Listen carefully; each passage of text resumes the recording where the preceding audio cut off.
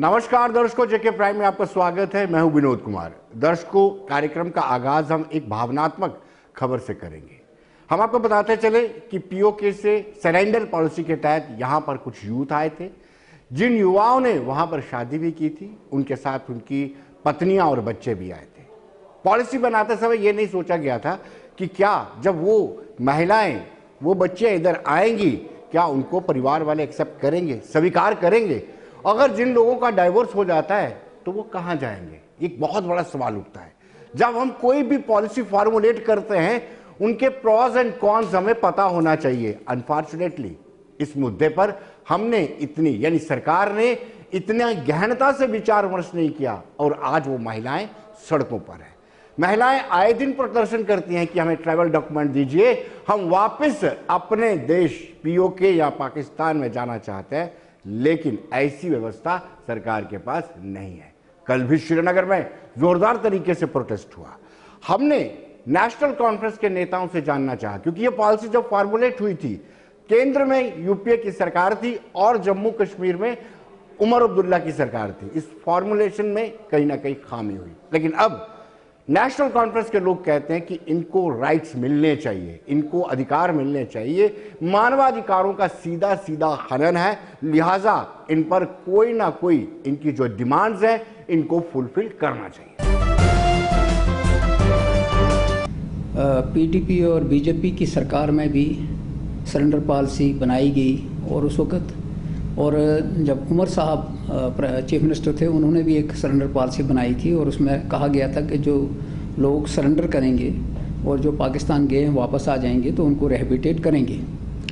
और उस सिलसिले में वो जो पॉलिसी है, वो जो सेंट्रल गवर्नमेंट की जो एजेंसियां हैं, जब तक उनका क्लियरेंस नहीं होता था तब तक उनको वापस यहाँ रिहैबिलिटेट नहीं किया जाता था।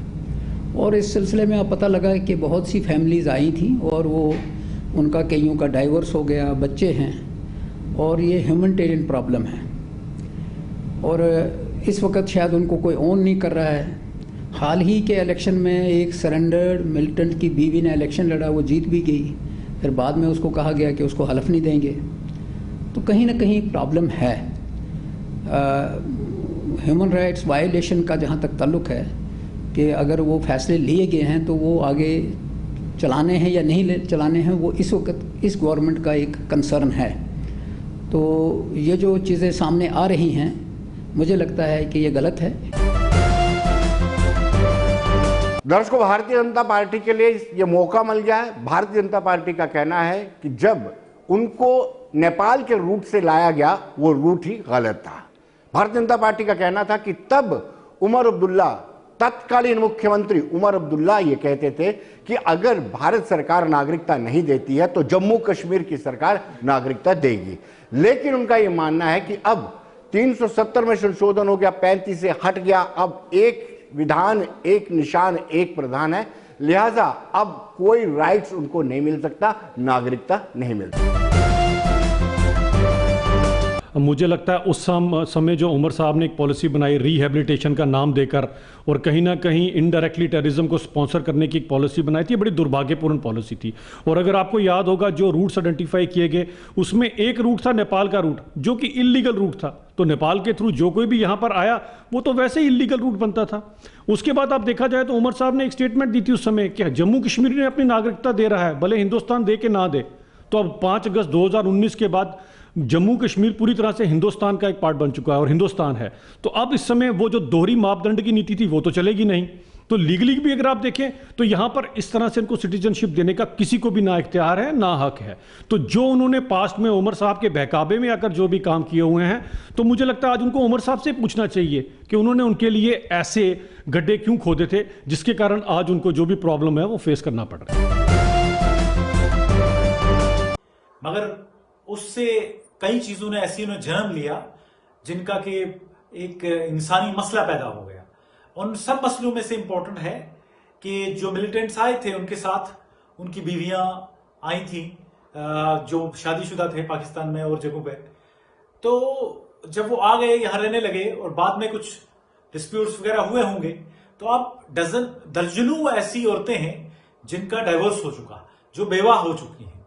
और जो ना पाकिस्तान जा सकती हैं ना इंडिया में रह सकती हैं, उनको कोई राइट्स हैं। नज़रिए से नहीं देखा जाना चाहिए। ये एक ह्यूमैनिटेरियन इशू है जहाँ उन महिलाओं के भविष्य का सवाल है, उनके बच्चों के भविष्य का सवाल है।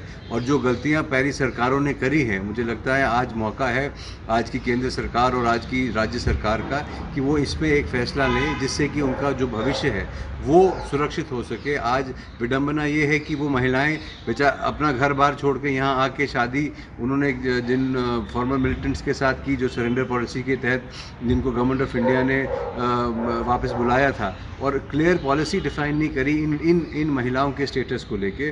और आज ये दुख की बात है कि इन औरतों को सड़क पे आना पड़ा। और दर्शकों, अब हम उस मार्मिक दृश्यों को आप दिखाते हैं कि किस तरीके से वो महिलाएं प्रदर्शन कर रही हैं, बच्चे उनके साथ हैं जो पीओके से आए हैं और वो अपने वतन वापस जाना चाहते हैं। उनको लगता है कि यहाँ पर उनको नागरिकता नहीं दी जा रही है। और दूसरी ओर कुछ महिलाओं ने इलेक्शन भी लड़े थे, लेकिन बाद में उनको रद्द कर दिया गया। और एक प्रदर्शन देख करके आप अंदाज़ा लगा सकते हैं कि आप जब इतनी बड़ी पॉलिसी बनाते हैं उसके प्रॉज एंड कॉन क्यों नहीं आप देखते हैं। अब उन लोगों को मानव अधिकारों के हनन का भी शिकार होना पड़ रहा है। ये देखते हैं।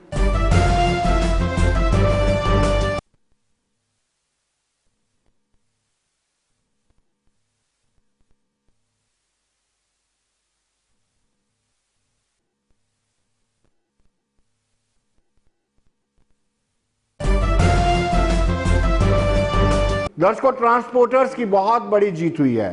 सरकार ने समन्वय और तालमेल ट्रांसपोर्टर के साथ बना लिया। जो गतिरोध बना हुआ था वो आज दोपहर करीब 12:30 पौने 1 बजे के बीच में समाप्त हो गया, जब सरकार ने मान लिया कि 19% किराए में इजाफा किया जाएगा और ट्रांसपोर्टर्स ने अपनी हड़ताल को स्थगित कर दिया, यानी टाल दिया है।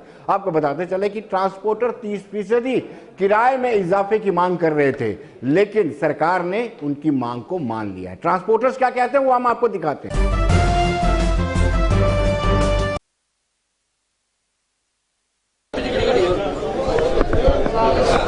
लेकिन हम 2-3 दिन की मीटिंग में जा रहे थे, अभी तो हम गाड़ी चलाने बिल्कुल चला ही नहीं सकते थे, तो इसीलिए उन्होंने बुलाया बैठ के। कल भी मीटिंग हुई थी, आज भी सेक्रेटरीट में हुई है फाइनेंस कमीशन के साथ, तो बैठ के सहमति बना ली है। क्या करना है इसके साथ, आप जितना दे रहे हैं इतना लो। फिर सेटिस्फाई तो नहीं है हम, हमारा घाटा पूरा नहीं हो सकता, लेकिन क्या करना, मजबूरी है। डीजल जितना बढ़ा है इतना तो नहीं हमें किराया मेरा। ये तो हम यही कहेंगे कि एक हमें वेंटिलेटर से उतार कर उन्होंने सिर्फ ड्रिप पर ही मजबूर किया इन्होंने, तो इतना तो नहीं है, लेकिन फिर भी थोड़ा सा हमें राहत मिली है कि किराया जितना 19% बढ़ाया, थोड़ी सी मतलब कि सांस लेने के काबिल हो चुके हैं। ट्रांसपोर्टर्स के कुछ और मुतालबा भी हैं, यानी कुछ और डिमांड्स भी हैं, लेकिन अभी उन पर गहन विचार विमर्श किया जा रहा है और सरकार ने आश्वासन दिया है कि उन मांगों पर भी विचार किया जाएगा। लेकिन बड़ी डिमांड जो थी किराए में इजाफे की, उस मांग को मान लिया गया है और ट्रांसपोर्टर इसमें बड़े खुश हैं। आपको बताते चले कि 2018 में किराए में इजाफा हुआ था, उसके बाद लगातार पेट्रोल और डीजल के दाम बढ़ रहे हैं। स्पेयर पार्ट्स की बात करें, स्पेयर पार्ट्स भी लगातार महंगे होते जा रहे हैं। उसके बीच में इस ट्रांसपोर्टर व्यवसाय को चला पाना बहुत ही घातक और खतरनाक साबित हो रहा था, लेकिन आज उनको जीत महसूस हो रही है, चाहे वो ट्रांसपोर्टर बसेस वाले हों या फिर टैक्सी या ऑटो चालक। First of all, we thank all of you. We, the transporters of Jammu and Kashmir, requested several times to higher authorities, but nobody pays any attention towards us. लेकिन आज हमें में भी खुशी की लहर है कि गवर्नमेंट ने हमारी ये मांग पूरी की है, इसलिए हम गवर्नमेंट के भी शुक्रगुजार है। तो इन्होंने जो 19% का वादा हमसे किया है किराया बढ़ाने का, थोड़ी बहुत सहूलियत तो ट्रांसपोर्टरों को मिलेगी ज़रूर। देखो, ये जो हमारे 19% जो रेट बढ़े हैं, काफ़ी देर से हमारी जिद्दोजहद चल रही थी कि जैसे तेल का रेट बढ़ रहा है हमारे भी रेट जो है बढ़ने चाहिए। 30% की हमने डिमांड की थी, 19% गवर्नमेंट ने हमारे रेट जो हैं वो बढ़ाए हैं। अब जैसे 19% रेट बढ़े, हम आगे भी उम्मीद करते हैं कि जैसे तेल फिर बढ़ता है तो हमारे रेट भी जो है वो बढ़ने चाहिए, ताकि हम ट्रांसपोर्टर गाड़ी चलाने के काबिल बन सकें। दर्शकों, ट्रांसपोर्टर्स में थोड़ा सा मलाल जरूर है। उन्होंने 30% की मांग की थी, यानी 30% की डिमांड की थी, और 19% मिला है, करीब 11% कम मिला है, लेकिन उसके बावजूद भी खुश है। लेकिन साथ साथ अभी जो दूसरी दीगर डिमांड्स है उसको लेकर के वो अपनी जद्दोजहद जारी रखेंगे और बातचीत के सिलसिले को कंटिन्यू करेंगे। तो आज हमारी 12 बजे मीटिंग हुई है फाइनेंशियल कमिश्नर जो फिर स्टैंडिंग कमेटी के चेयरमैन हैं। तो उस मीटिंग में हमारा जो किराया वो 19% बढ़ा है। तो हम फाइनेंस कमिश्नर का थैंक्स भी करते हैं कि उन्होंने बड़े शॉर्ट नोटिस में मीटिंग बुलाई, क्योंकि कल ही उन्होंने कहा और आज ही उन्होंने मीटिंग बुला ली। तो उसमें 19% किराया उन्होंने बढ़ाया है। बाकी भी मसले हमने उनके आगे रखे थे, जैसे टोकन टैक्स का है, पैसेंजर टैक्स का है, जो इंश्योरेंस का है और बाकी और मसले, सब्सिडी का मसला था, वो भी हमने उनके साथ वहाँ मीटिंग में डिस्कस किए। तो उन्होंने कहा कि पहले हम फेयर रिवीजन का मसला हल करते हैं, बाकी मसले आपके डे बाय डे जो है वो हल करेंगे। किया ऑफिसर्स ने एश्योर किया कि भैया आपके रेट्स बढ़ जाने हैं। उसके बाद हमने तय किया पूरे J&K ड्यूटी में कश्मीर से, आज हमारे साथ ये साउथ कश्मीर से प्रेसिडेंट साहब आए हैं और पूरे कश्मीर वाले सारे हमने ये फैसला कर लिया कि हम स्ट्राइक पे नहीं जाएंगे। 3 दिन पहले हमने बाइट भी दे दी, बोल दिया भी, प्रेस में भी बोल दिया कि हमने स्ट्राइक पे नहीं जाना है। दर्शकों, हम आपको बताते चले कि SSB का बड़ा एग्जाम होने वाला है 27, 28 और 1 मार्च को। 4 लाख से ज्यादा उम्मीदवार इस परीक्षाओं में बैठेंगे और बहुत सारे सेंटर्स भी बनाए गए हैं। एक और बड़ा चैलेंज है, हमने इस बाबत SSB के चेयरमैन खालिद जहांगीर से बातचीत की। आइए देखते हैं उनका क्या कहना है। दर्शकों, यूं तो यूथ में कहीं ना कहीं हमने देखा है कि रिक्रूटमेंट एजेंसी पर फेथ कम होता जा रहा है, अगर हम JK बैंक की बात करें।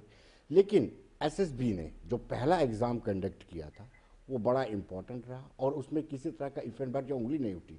अब बड़ा चैलेंजिंग है, 27 को 4 लाख के ज़्यादा लोग जो है, एस्पिरेंट जो है, यूँ कहें कि आवेदनकर्ता जो है एग्ज़ाम देने वाले हैं। क्लास 4th का है, 8000 असामियाँ हैं, पोस्ट है।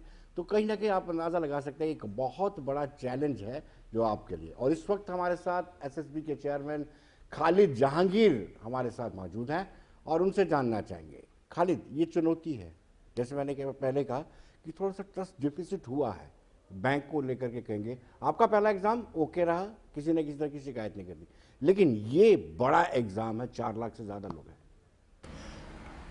Thank you Vinod ji. सबसे पहले तो मैं ये कहूँगा कि बोर्ड को लेकर तो कोई ट्रस्ट डेफिसिट नहीं है, SSB को लेके, सर्विसेज सिलेक्शन बोर्ड को लेके।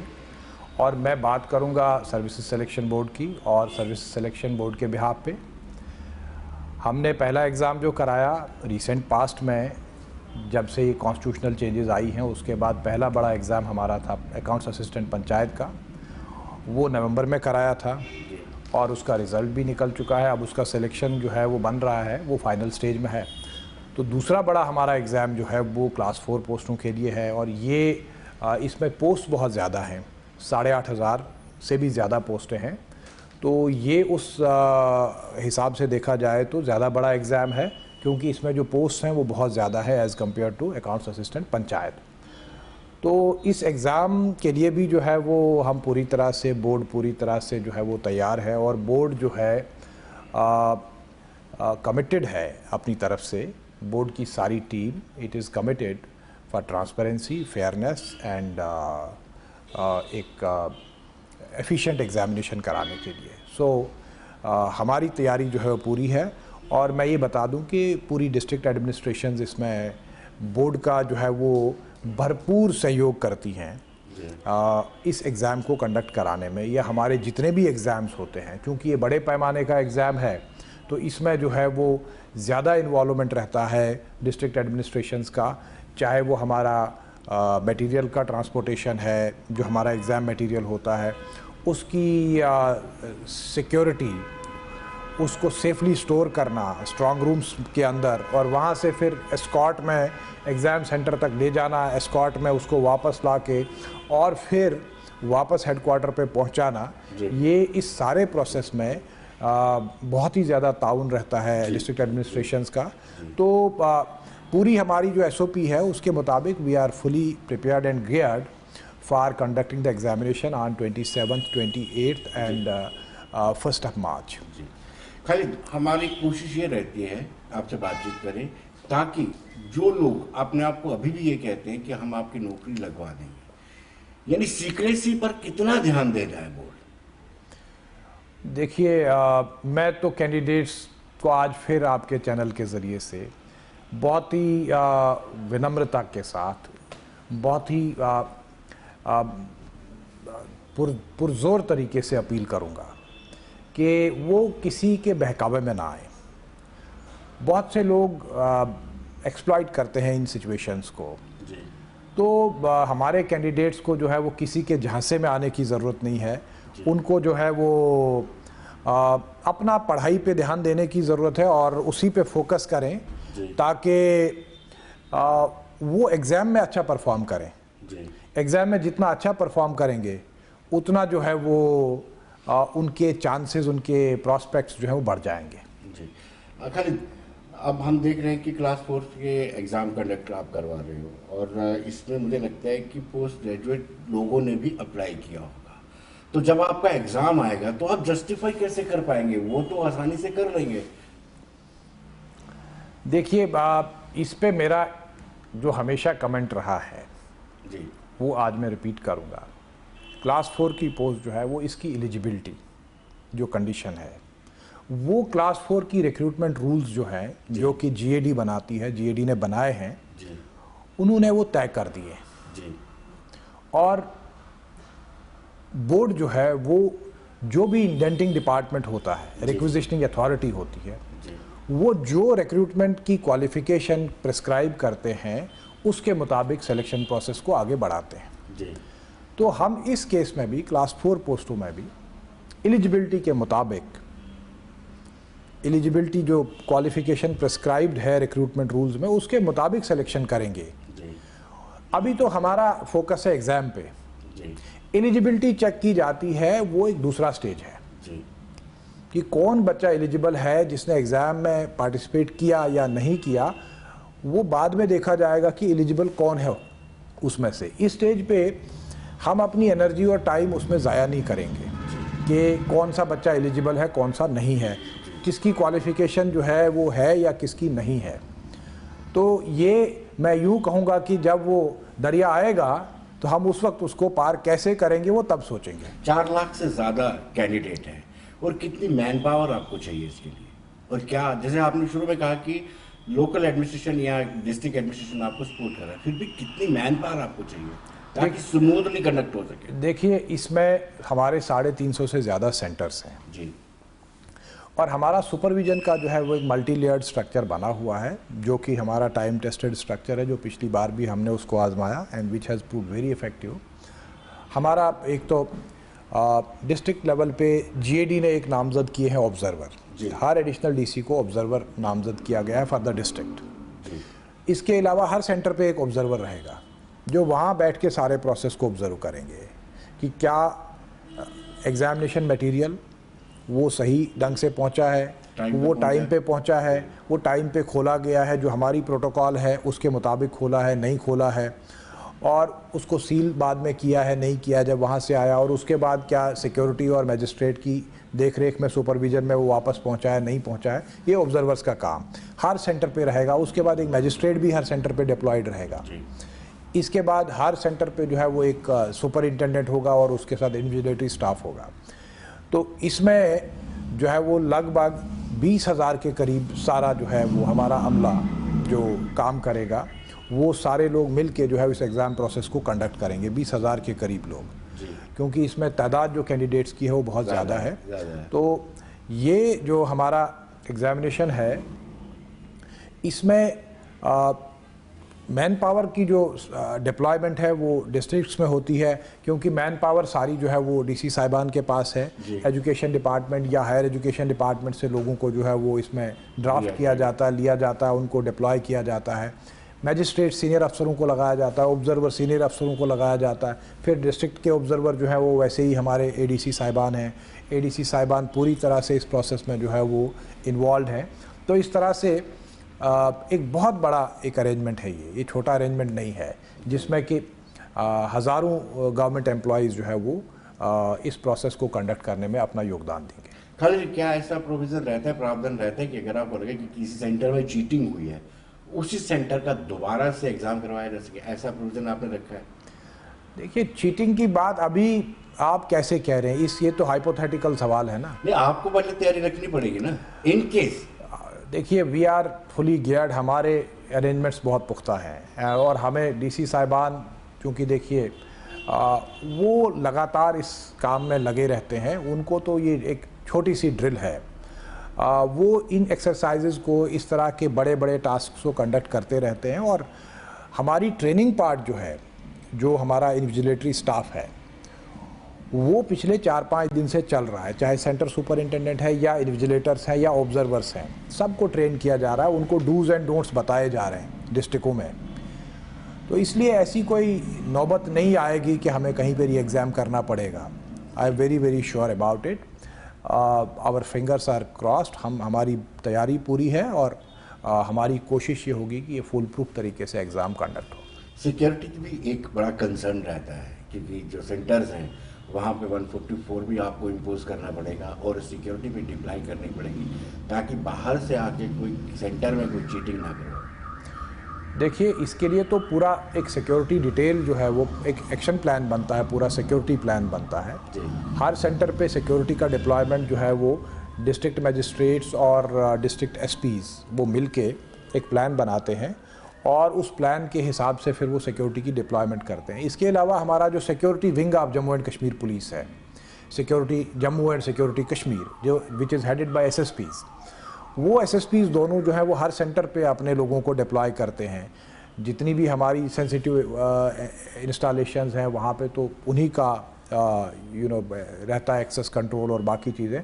तो यहाँ पर भी वही डिटेल सिक्योरिटी और डिस्ट्रिक्ट पुलिस मिलके ये दोनों विंग्स जो है वो एक्सेस को कंट्रोल करेंगी। फ्रिस्किंग का जो बंदोबस्त है वो किया जाएगा। लेडी पुलिस और आंगनवाड़ी वर्कर्स, जो हमारा फीमेल कैंडिडेट्स होंगे, उनकी फ्रिस्किंग वगैरह के लिए डिप्लॉयड होंगे। तो ये एक हमारा एक वेल जिसको हम कहें कि वेल इन प्लेस अरेंजमेंट है।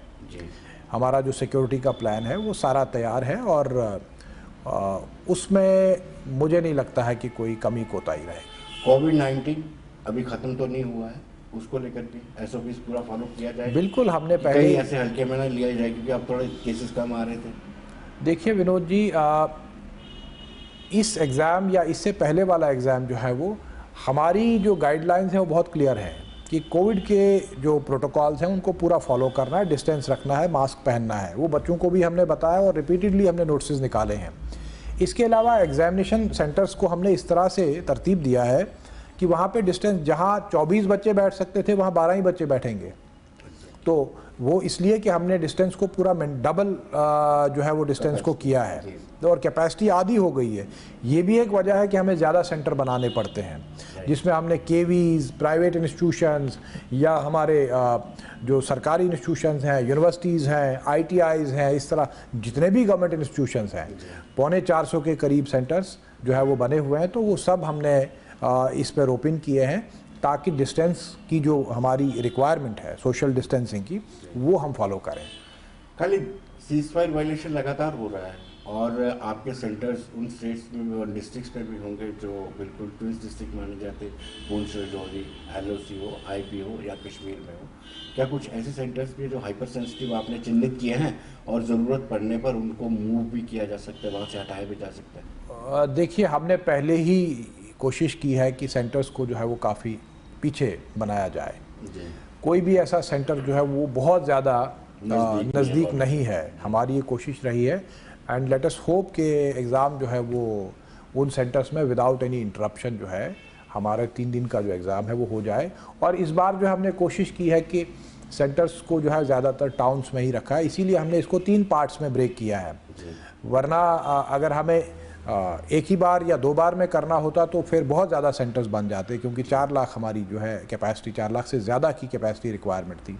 सो that is why we have distributed this exam into 3 batches, 3 parts. 3 दिन होगा ये, तो उससे सेंटर बनाने की भी हमारी रिक्वायरमेंट थोड़ी कम हुई है। आखिरी सवाल आपसे जानना चाहूँगा कि जिस तरीके से आपने पहले रिजल्ट टाइमली निकाल दिया था, क्या उम्मीद करें आखिरी मतलब 1 मार्च को आखिरी 4th क्लास का एग्ज़ाम है, तो रिजल्ट कब तक एक्सपेक्ट करें? देखिए, हमारी तो कोशिश है, ये एक्सेलरेटेड रिक्रूटमेंट का जो इनिशिएटिव है यूटी गवर्नमेंट का, हम अपनी तरफ से उसमें पूरा सहयोग दे रहे हैं और हम इस प्रोग्राम को बहुत तेज़ी से आगे बढ़ा रहे हैं। वो इसलिए भी एक वजह है कि क्योंकि रिक्रूटमेंट टाइमली होना नौजवान के लिए भी बहुत ज़रूरी है। नौजवान को जो है वो एम्प्लॉयमेंट एवेन्यूज़ टाइम पे मिल जाए तो वो भी जो है वो अपनी लाइफ को जो है वो फिर स्टेबलाइज कर लेता है। तो एक ऑब्लिगेशन हमारा भी है, we are trying to fulfil that obligation कि जितना जल्दी हो सकता है उतना जल्दी करें और मुझे यकीन है कि इसका रिजल्ट भी हम बहुत जल्दी निकालेंगे। एक आखिरी सवाल, दिव्यांग बच्चों के लिए जो एस्पिरेंट कैंडिडेट्स हैं उनके लिए कुछ स्पेशल सेंटर्स में अरेंजमेंट किए गए हैं? देखिए, एक तो बहुत से बच्चे जो है वो जो लिख नहीं पाते हैं वो राइटर हमें मांगते हैं जी, जो उनको लिखने स्क्राइब की फैसिलिटी होती है जी। वो हमने इस बार जो है वो ऑनलाइन उनसे एप्लीकेशन लिया है। पहली बार बोर्ड ने ये किया है कि उनको फिजिकली आना नहीं है, हमने ऑनलाइन ही उनसे एप्लीकेशन मांगे हैं और जो उनको फॉर्मेलिटी पूरी करनी थी हमने कहा था कि वो सर्टिफिकेट एक उनको डॉक्टर से लेना होगा, वो डॉक्टर से सर्टिफिकेट भी जो है लेके वो ऑनलाइन हमें दे दें और हम उनको ऑथोराइज़ करेंगे और जो उनका राइटर होगा उसको हम यहाँ से जो है वो एक एडमिट कार्ड इशू करेंगे ताकि एग्जामिनेशन हॉल में उस जो उनका जो हेल्प करने वाला आदमी हेल्पर है उसको दिक्कत ना आए, उसके पास भी प्रॉपर ऑथोराइजेशन हो। तो एक तो ये सहूलत है। दूसरा, स्टैंडिंग इंस्ट्रक्शंस हैं सारे सेंटर सुपरिंटेंडेंट्स को, ऑब्जर्वर साहिबान को और बाकी स्टाफ को, मजिस्ट्रेट्स को, कि इनको पूरी तरह फैसिलिटेशन दें, हर तरह से जो हमारा सेंटर्स पे जितना फैसिलिटेशन हो सकता है वो करेंगे ताकि ये एग्ज़ाम में बैठें। और दूसरा, इनको एडिशनल टाइम भी दिया जाता है जो हमारी स्टैंडिंग गाइडलाइंस हैं। हाँ, 15 मिनट पहले और 15 मिनट उसके बाद। तो ये इनको थोड़ा सा एक्सटेंडेड टाइम दिया जाता है स्टार्ट में भी और बाद में भी, तो वो भी हम इनको जो है वो दे देंगे। और इनका रिजर्वेशन 4% है फिजिकली डिसेबल्ड कैटेगरी का, पहले 3% होता था, अब वो 4% हो गया है नए रूल्स के हिसाब से। तो वो हम 4% वाला जो रिजर्वेशन है उसको फॉलो करेंगे। खालिद साहब, बहुत बहुत शुक्रिया आपका, धन्यवाद। तो दर्शकों, बने रहिए देश दुनिया की खबरों के लिए और मुझे दीजिए इजाजत। नमस्कार।